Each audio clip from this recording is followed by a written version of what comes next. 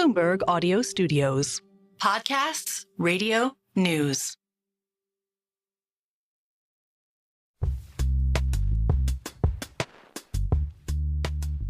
Hi, everyone. Welcome to The Deal. I'm Jason Kelly alongside my partner, Alex Rodriguez.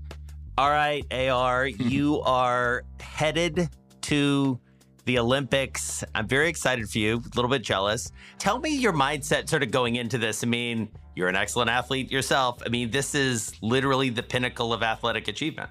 Yeah, I'm very, very excited, Jason, because look, I've only been retired 8 or 9 years, and my mindset is I'm going to go back to being a 10-year-old, and I'm a novice here. Yeah. And we're talking about swimming, track and field, obviously basketball. We have a lot of our guys there from the Timberwolves. I'm going to go there just as a fan, and that's it. Yeah. Historically, just speaking of basketball specifically, some of the most iconic moments, especially for American athletes, have been around basketball, men's and women's. You know, you think about the Dream Team, you think about the 96 women's team. It's a big deal for basketball because NBA is a pretty big stage, but the Olympics, there's something different to play for, especially because oftentimes you could be playing against a teammate or certainly playing against a rival in an entirely different context. Totally. And what I'm really excited about is, at least thinking from being part of the Timberwolves family, is I remember, Jason, 1996 was my first All-Star game. And there's one thing about being one of 750 players in the big leagues. The other one is being one of 50 that made it to the All-Star game and being in that platform where the whole baseball community is watching. And I remember when Cal Ripken came to me for the very first time, oh my God, I felt like I met Messiah. And I was so excited and I was just so giddy. But what it did for my confidence, it was like a 4 or 5X. Leaving that place, I felt like, wow, now I belong. I saw that a little bit with Anthony Edwards last year coming up the Olympics, playing with great coaches, great players, a great atmosphere, very competitive. I saw his growth, and I'm really excited to see how well he plays there, how he contributes, and even more importantly, how he comes back and keeps developing his great young career. Yeah. And as you said, I mean, basketball is only a piece of what you're going to see. I mean, you know, I did this piece last year about Allison Felix and hearing her talk about, you know, running a race and then having to wait essentially 4 years to prove yourself again. I mean, it's a crazy amount of pressure. You played in a sport where it's like, well, there's going to be another at bat, you know, probably in 20 minutes. You know, can you imagine having to wait 4 years before you prove yourself again? It's just crazy. Yeah. You know, I've talked to a lot of the stars that run track, and I thought it kind of hit home when one of the stars that I spoke to said, look, I trained 4 years for 10 seconds. And that really brought it to perspective. You can't trip, false start, you hurt yourself, and it happens all the time. And the amount of pressure is just like none other in any other sport than going to the Olympics every 4 years. And then I think about what a game changer either being successful in the Olympics is. You know, winning a gold medal obviously changes the entire trajectory of your life, and certainly in the short and midterm, but also just like having a memorable performance can put you at a level you weren't before in terms of making deals, in terms of, you know, the rest of your career. If you are a gold medalist or a medalist, probably, you have a different path. There's a moment for athletic excellence, but there's also a moment to, I mean, not to be so crass about it, to grow your brand, you know, to sort of put yourself out on this global stage, you know, hundreds of millions, billions of people watching you perform, not just in your home country, but around the world. That could really change the trajectory of your business career and your life. Yeah, I mean, I can just think about, as you're speaking, I'm thinking about being a kid and looking at Mary Lou gymnastics. And then, you know, for the next 4 years, she was in every cover. We were eating her cereal. We were drinking her milk. It was just incredible. Whether it's Carl Lewis, whether it's Jackie Joyner-Kersee, I can just think about all these icons that were really born out of these Olympic games. And not only that, Jason, but something for athletes to watch. A lot of them are known for what they've done on the course or on the track or on the field or on the court. But also you got to be careful off the court or off the field, because there's been some controversial stuff that you have to be able to represent the United States, and never forget that while your name is in the back, you're also representing those 3 letters across your chest. And it's really important to be disciplined and in your best behavior and focus on the sport at hand because there's a lot of eyeballs, to your point. Yeah, here's hoping that Paris goes okay. All right, so when we talk about the world and we talk about basketball, a guy who you and I both know very well, I just spent a bunch of time with over the past year. He's the subject of a new episode of our Power Players series here at Bloomberg Originals, the stuff that I do when I'm not talking to you, Masai Ujiri. So Masai's name is synonymous with excellence and really pioneering in the world of basketball. So he was named general manager of the Denver Nuggets back in 2011, becoming the first African GM in pro sports. And then in 2013, Masai became the executive vice president and GM of the Toronto Raptors, and now he's the president of that organization. His impact there has been profound. He revamped the team, brought in key players, and his most notable achievement, of course, came in 2019 when the Raptors, under his leadership, won their first ever NBA championship. But he's actually using basketball to extend his influence. He's also a dedicated philanthropist. And through his Giants of Africa organization, he's empowering African youth through sports and education. He is well known to you, but I'm more interested in your view of Masai because you've seen him do his thing. I have, and that's why I thought your piece was extraordinary. Congrats. It felt like you were there for a month. I'm like, Jason, when did you spend a month there? It was really well done. I'm sure you had great partners helping you produce that as well. But that's why it's so important to show, not just tell. And I think you and your producers did a fantastic job of showing us all the promise, how bullish people are about it. I recently had a conversation with Michael Milken, actually in Atlanta. We were doing a philanthropic event. And he told me that he is most bullish in the continent of Africa, that is growing at a pace that reminds him of Asia and China a little bit ago. And some of the limitations that they have in China, as he said, has really made Africa like the top growing in population. And if you're an investor, whether it's basketball or baseball or sports or infrastructure or real estate, Africa is the right place to be because it's one of the most growing places in the world. Yeah, I mean, one of the things that Masai is clearly working on is how do you use basketball for economic good on the continent of Africa? It's building courts, but it's also being very embedded in the community. And one of the things that Masai says in this piece, there are very few people who ultimately can be professional athletes. It's like 1% of 1% of 1%. And yet, there are more people who can be in jobs like Masai's job. You know, he's the first to say, he wanted to be a basketball player. He ended up being a scout, and then he ended up being an executive, and now he's running a team. And so this notion of, you know, a career path built around sports, you and I see it all the time in these massive ecosystems that are building up. And so it's interesting to see that ecosystem applied to a massive economic project, as you say, like Africa. Yeah, I think what Masai is really kind of going to school on is he's seeing what the Lakers have done with LA Live, you know, basically building an entire infrastructure around the Laker brand and the Kings brand in hockey. You've seen what Wes Edens and Mark Lasry have done with the Milwaukee Bucks and building that great stadium. You see what's going on in your hometown with the Atlanta Braves. I mean, it's an absolute juggernaut what they've built around that stadium, selling out every day. Obviously, they brought a world title. But I also think that what he's doing that is really smart, Jason, is he's bringing greatness to these young people out there. It gave me tremendous hope. And Masai is doing that exact same thing in Africa by bringing the Obamas, by bringing some of his players, some retired players. That's even as important as building, as he said in that piece, the goal, he's got 29 courts, the goal is to build 100. My prediction is he'll build 1,000 in the next decade.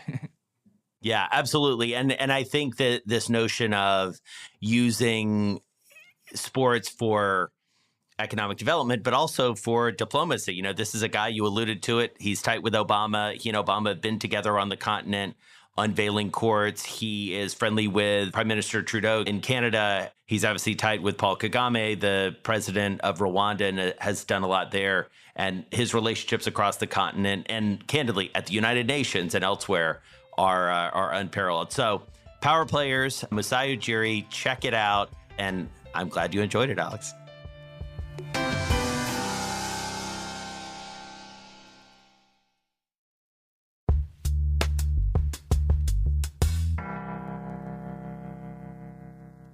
Welcome back to The Deal. Well, as I was just telling Alex, I was really excited to do this episode of Power Players about Masai Ujiri. This is a legendary figure in the NBA, and he's legendary not just for what he's done with the Raptors. He won a championship in 2019, the only international franchise in the NBA. But along the way, over the past 20 years, Masai has set up this organization called Giants of Africa. I wanted to know what it was all about, so I actually went to Kigali, Rwanda, and in part because he was putting on a 20th anniversary festival. He brought together players from all across the continent. There was a massive concert. There was a big community service element, and we went to all of it. So here's my conversation with Masai Ujiri. You're going to hear some traffic and people passing back and forth in the background. I started off by asking him how it all came to be. We started this thing, doing basketball camps, and that was it. We did basketball camp. We tried to come and affect kids in Nigeria. This thought for me came from being a director in the Basketball Without Borders program, and that program brought 100 kids from all over Africa to Johannesburg for basketball fundamentals camps and then community work. And I started to think, okay, if we're doing this whole big thing, let me take it to my country, which was Nigeria. I really started Giants of Africa then. And my eyes began to open a little bit. You do basketball camps and clinics, but there's so much around it. And you come and you start to teach the kids life skills, be honest, be on time, all the things, respect women, and all the things that we want to really embrace and teach this youth. But how are you teaching this youth, these boys? You're telling them to go do something when there's no girls. So we started now incorporating girls into the camp. And you start preaching equality, same shoes, same gear, same everything. To play on the court, you see it here, it's the same. And that became big for us. Then we started to go into communities where not so privileged, whether it's slums, whether it's war-torn areas, a lot of places where these youth are playing or trying to play the game, but are not encouraged as much. I had some issues, a little bit of issues with facilities in Nigeria at the time. And 1 year, I think 2-3 years later, I got a little bit agitated, and I said, I'm going to go do it in another country. So I chose my mom's country, Kenya, and went to do camps in Kenya. It just became so fulfilling to go into these countries and to be welcomed, through sports. And once I went into my mom's country, Kenya, we found out that, it's not difficult actually to go into these countries because you're coming in the name of sports. And so we started going into different countries. And that's how Giants of Africa started to grow and become bigger. So this notion of going country to country was not the initial idea, but then it gains momentum, it feels like. It gained incredible momentum. And, social media is now starting to really become popular. And people see that you're in Kenya, you're in Nigeria, all of a sudden everybody wants you to come to their country. Then it starts to get bigger. Now we're going to 5, 6, 7 countries. We're going into all these slums. We're going into all these refugee camps. We're going into a lot of war-torn areas and really encouraging the youth, which was so fulfilling for us. And that's how it started to grow. It's interesting, too, to think about today you're the president of a team. You have a lot of influence across the NBA and across global basketball, including through Giants of Africa. But then you're a scout. It's like you're an executive, but you're not sort of a bigwig in the NBA. So what gave you the confidence that you could do this, that you could affect this change? Well, maybe the best thing I ever discovered that helped me in my career was the confidence in the continent and the confidence in the talent in the continent. And if we grew the game, the spotlight will start to come to this continent. But we have to grow it. There are no courts, there are no facilities. The coaching is okay. It needs help. And I combined that. So that was almost my day job. And the nighttime was studying the NBA and learning the NBA. So the business side of the NBA, salary cap of the NBA side of the NBA, how it works, in the league. And then you pour your passion into the game. Yeah, and when it all combines, I think you find moments where you see that you're growing slowly, but the ultimate is what you say. It's the eye for the talent. It's that thing that keeps you in every gym for hours, watching, trying to figure out, are these guys good enough to play in the NBA? And a lot of my focus was that when we first started. How do you find talent for the NBA? Because that's my number one job. This is the one that has to pay for the camp. Talk to me about that eye, because I mean, clearly that's the talent and talent assessment, talent discovery. That's your through line. Talk to me about discovering that in yourself. You started as a player, go to Europe, you realize, I'm using your own words, that like you're not going to make it as a player in the NBA, but you've got something. It takes networking with people. It takes wanting to learn more. You have to be a listener. You have to watch. You almost have to give yourself up. And I gave myself up. But the passion, if you show more passion than ambition, you'll go places. Especially if you try to be good at it and go and study a lot. I tell youth that a lot, instead of always looking at that position, oh, I want to be vice president, or I want to be director, or I want to be this. How do you push yourself to be that? Where does that come from? Is that just something that's in you? Is it something you learned from your parents? Like, where does that come from? I think my parents. I honestly think my parents, my dad was that way, so passionate about what he did, so good to people, honest to people. And then my mom on her side, she was the same way, but she was a little bit more fierce. Yeah, and I think that I kind of like figured out a way to balance both of them, because you need to be fierce. You need to have command. You need to be confident, and you need to be bold. One of the things that falls under this sort of advantage that you clearly have, that you bring to the table, this talent assessment, talent identification, it's especially interesting to think about the NBA because it's such a player-driven league. And so you have these big personalities, you have these sort of personnel decisions that literally fall to you and have for a long time. What do you make of that, especially in the NBA, as it has become so player-driven, and you've seen a lot of evidence of that in your career? I think it's a players' league. I truly respect that. It is about the players. They make the league. They play. They're so talented. They have unbelievable personalities, unbelievable style. They all come from different backgrounds. And that's so unique. We can never be in that position. And I never think about it like that. Yeah, so I really respect that about the NBA because we have an advantage, a huge, huge advantage. Think about the screens and think about the big screens that you have and when you're watching sports.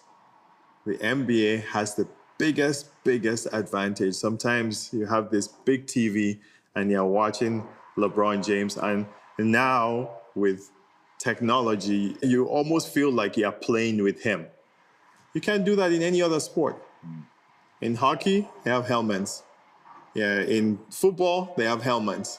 So sometimes you don't even know who the player is. It's not a knock to them but that's just reality. And then in the other ones, in baseball and soccer, they're so far out in the field, that, sometimes it's not as interactive, like as basketball can be. So it's about the players for me. I really embrace that 100%. There's no day, any day I've ever thought, okay, let's do it this way, no. Yeah, the players are the focus of the NBA.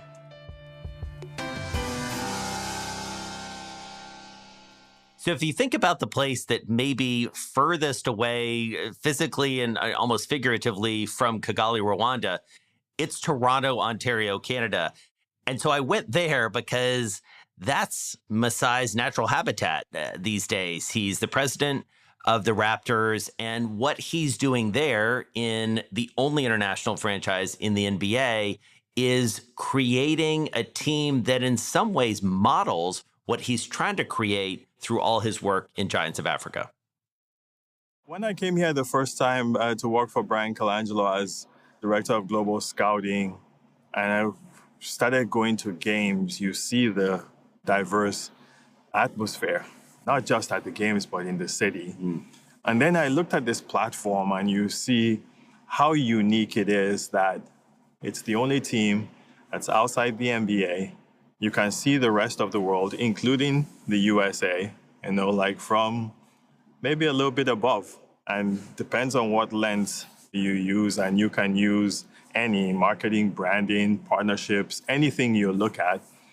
It's a gold mine, because you're almost competing with 29 teams from the outside. Yes, and 29 teams are competing for the same thing, and we just have this huge platform where we can look at Asia, we can look at Europe, we can look at the Americas, we can look at Africa, and we can really, really create a special platform here. I don't think it has been figured out by NBA players yet, but it will be. Yeah, it will be. There's something special about here.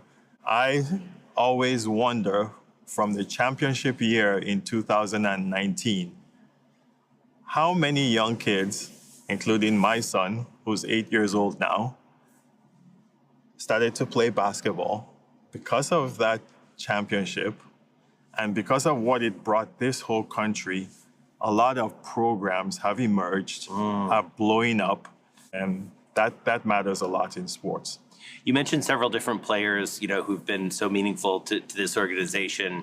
You have deep, long-standing relationships with a lot of them. One of the things that's happened in the intervening time since we've seen each other is that you ended up trading a player who was so, dear to this organization, dear to you, Pascal Siakam. Tell me about that. Not necessarily from a business perspective, but from a Masai perspective. I mean, you were emotional publicly about it. What was that like for you? Not just Pascal, but all these players, you almost serve as a mentor to them. If you are being honest, you try to be in this business, is the way I've always dealt with them. Straightforward, honest. And then I'll go back to the global perspective now. I think at the press conference, somebody asked me, what are the moments you remember, with Pascal? And I think of, the championship and us I wore the Nigerian flag. He wore the Cameroonian flag. Serge had the flag of the Congo. And I think of what it's meant to African youth, to see this happen in real life, really, really happen to people that grew up on the continent. Our dreams were the NBA. We fulfilled it and even reached the highest level, together. That is incredibly meaningful, for me, because some way, somehow, I know myself and Pascal and OG and Serge Ibaka, we want the youth on the continent to come along. To come along. And that's where I talk about winning on the court and winning off the court and how you bring people along.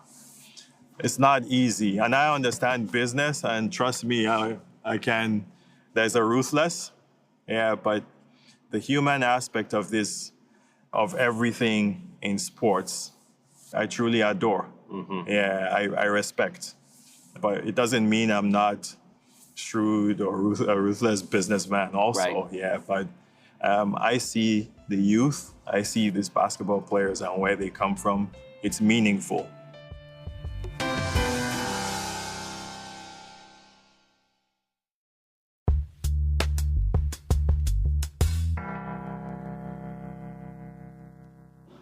As we're talking about the NBA, there's also this massive global ambition, of course. We saw it obviously on display, with the work that you're doing in Africa. We see the BAL, we see NBA Africa, we see what's happening in other countries. What's next for that from you? You're a primary architect of this. You manage the only international franchise. You have Giants of Africa. What needs to happen next to really grow the NBA globally? And what's the reasoning behind it? Well, if you're asking me for my dreams, Yes. yeah, like teams outside the United States, I think in Europe, I think one day that's going to come, I hope, because the game has just grown incredibly well. I think over 100 players from outside the United States in the NBA now. The NBA creating that league, the Basketball Africa League, to me is a huge eye-opener because when you look at talent all over the world, there is a chance, even if it's like this little. Yeah, I can't really think in my head that I saw Joel Embiid sitting down in a basketball camp in Africa, and how many years ago? And that same kid will be the MVP of the league and will score 70 points a couple days ago in a game.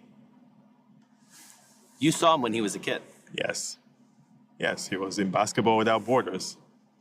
But who are the top 5 players in the NBA now, like in the MVP race, I think? Like it's Embiid, it's Jokic, it's Luka, Yeah. it's Shea Gilchrist Alexander. Yeah. They are international players, and so look at the movement with Canada basketball, yeah, and what they did in the Olympics. Yeah, there's just an emergence, and it can't be seen as a gimmick anymore. For me, we have to develop it even more, and it's going to come from, I think, the bottom, which is whether it's Giants of Africa or Seeds or any of these programs, the Junior NBA, and then from the top, which is the leagues, the business of basketball, because in other parts of the world, we have to see sports as a business, not just competition. Right. And that seems to be such a critical piece of this, which is to ensure that it can be its own business. BAL has they are showing it is a tough business to stand that up, multi-country, all of the things that are happening. What needs to happen to ensure that business side really gets taken care of? We have to educate more on the continent. Yeah, we really do. And all people need to do is see something happen. People are not going to understand the benefits of the Basketball Africa League till 3, 4, 5 years from now because we can't talk about it as a template. We can't talk about it as a presentation. We have to talk about it, as something that is happening. And then people can see. We have to build infrastructure. Yeah, what President Kagame did or has done in Rwanda, where he came here in 2016 and watched the All-Star game and put his head down and said to me, this is incredible. How do you get this kind of arena in Africa? When you think about entertainment, when you think about music, sports, this whole ecosystem, we need infrastructure on the continent.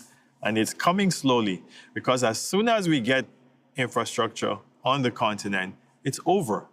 Yeah, where these artists, Davido and Tiwa Savage and Burna Boy and Wizkid, and I can keep naming them, and where they can go and play and tour on the continent, sports is being played home and away in different parts. Now you're building a business. Now you're building an ecosystem that has to sustain. Yeah, and now companies, partnerships, businesses start putting money into this. The eye is going to open. So the main step now for us is to build this infrastructure around the continent. Right. And so you obviously deeply believe this.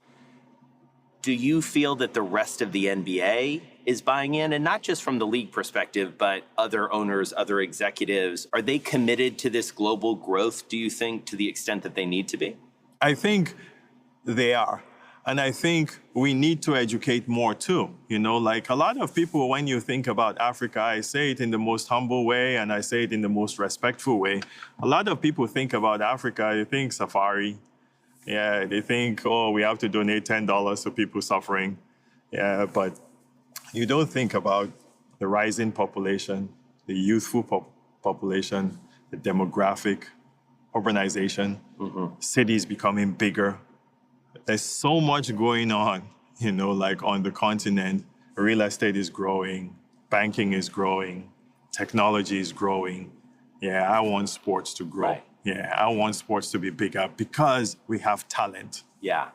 Is there a world in the near future where Joel Embiid, Pascal Siakam, Dikembe Mutombo of the next generation play in Africa? They don't come to the NBA. I see that world in football and in basketball, and I'm hoping it happens before I leave this world. Yeah. Yeah, I can't tell you when it's going to happen, but it is going to happen. Yeah, it's the same thing as everything you think of. It's the same thing as technology, phones, arena. Everything that's here is going to go there. Right. Yes, every single thing. The most difficult part of all of this is talent. Yeah, so we can do all of this, like we can go and put a gym here, we do everything we want to do. Oh, where's the talent? In Africa, it's walking around every single place you look. Yeah, like that talent is not going anywhere. It's continuing to produce. Right. Because of the demographic, it's continuing to grow. So every camp we go, there's brand new kids. There's brand new basketball players. There's brand new soccer players. It's amazing. Go watch American football now and tell me, in any game you go watch now, how many African names? Right. And it's not even played in Africa. Yeah. Imagine if it was a physical sport like that. Yeah, Africa's talent is its people, and I think, the jewel on the continent is its people. Smart, intelligent, athletic, physical, everything that you can think of on all different parts. But we have to take care of what you are saying. That's the borders, business, eye-opening, corruption, all those things that, kind of set us back sometimes. Yeah. So having watched you in Kigali, I mean, you're all in there. You're the impresario, the mastermind of everything that's going on. It's easy to see your impact when you're there.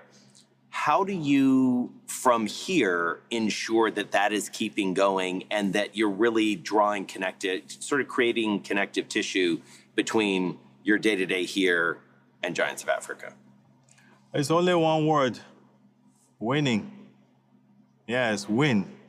Yeah, the last 10 years, an opportunity. The last 10 years, the incredible opportunity that the NBA has given me, I would say 20 years.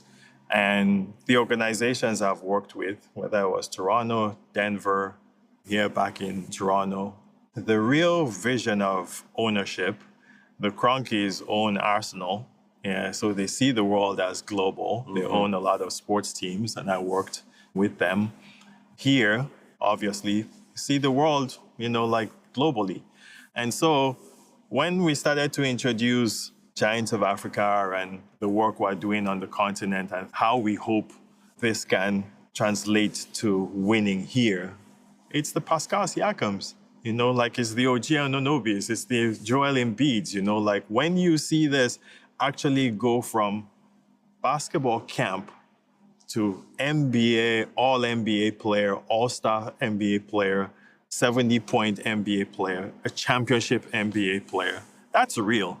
Yeah, that's real. But I have to win here. And this is my job. That gives me the opportunity, to go grow the game, globally, in Africa, in Nigeria, and all over the world. I'm a representative of the NBA, and I know that, and I believe that. But I have to give opportunity to others, and it comes from winning.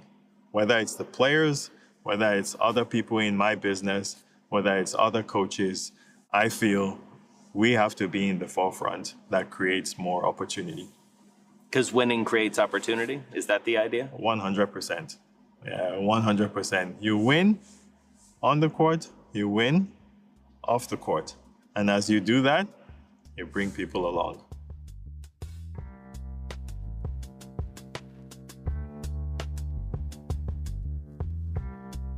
The Deal is hosted by Alex Rodriguez and me, Jason Kelly.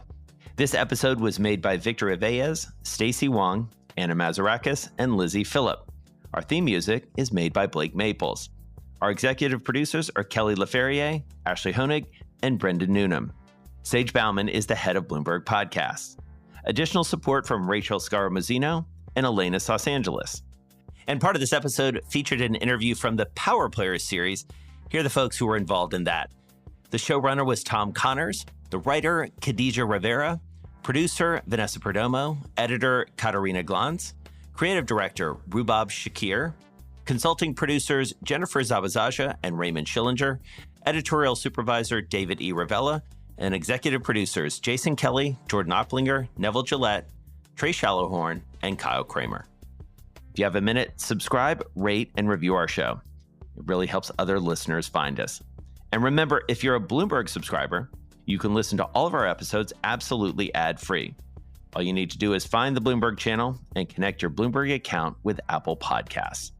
I'm Jason Kelly. See you next week.